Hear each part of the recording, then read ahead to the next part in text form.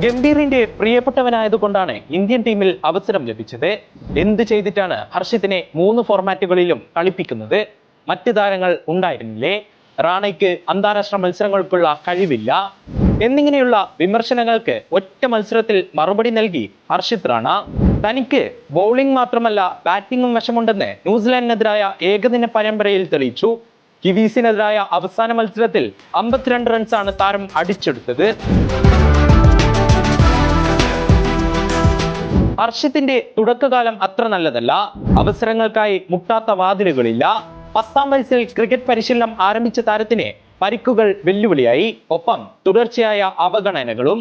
താരം ആ കാലം ഓർത്തെടുക്കുന്നത് ഇങ്ങനെ: 10 വർഷങ്ങൾക്കിടെ പല ട്രയലുകളിലും പങ്കെടുത്തു. പക്ഷേ ലിസ്റ്റ് വരുമ്പോൾ തന്റെ പേരുണ്ടാവില്ല. വീട്ടിലെത്തി അച്ഛന്റെ മുന്നിൽ കരയുമ്പോൾ അച്ഛൻ നിരന്തരം പ്രോത്സാഹിപ്പിച്ചിരുന്നു.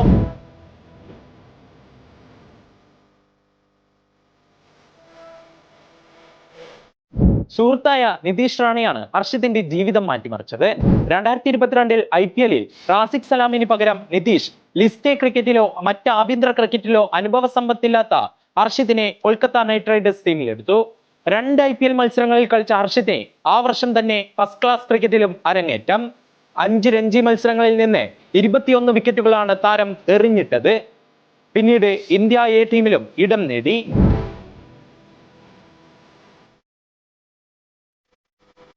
IPL-ലെ 17ാം സീസണിൽ 19 വിക്കറ്റുകൾ വീഴ്ത്തിയ ഹർഷിത്തിനെ 2024 ജൂലൈയിൽ ഇന്ത്യൻ ടീമിൽ നിന്ന് വെളിയെത്തി. 3 ഫോർമാറ്റിലും സ്ഥിര സാന്നിധ്യമായ ഹർഷിത്തിന് വിമർശനങ്ങളുടെ കൂമ്പാരമായിരുന്നു ആദ്യകാലത്ത്. വിമർശനങ്ങളിൽ ആദ്യം പതറിയിരുന്ന താരം ഇപ്പോൾ എന്തൊക്കെ സംഭവിച്ചാലും അതിനൊക്കെ നേരിടാനുള്ള ശക്തി ആർജിച്ചെടുത്തു. ഇന്ത്യക്കായി 22 മത്സരങ്ങളിൽ നിന്ന് 37 വിക്കറ്റുകളാണ് ഹർഷിത്ത് വീഴ്ത്തിയത്.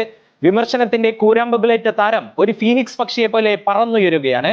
ഇന്ത്യൻ ബൗളിംഗിന്റെ പിറക്കാനിരിക്കുന്ന ചരിത്രത്തിൽ സ്വന്തം പേര് ഈ ചെറുപ്പക്കാരൻ അടിയാളപ്പെടുത്തുമെന്ന് ഉറപ്പാണ്.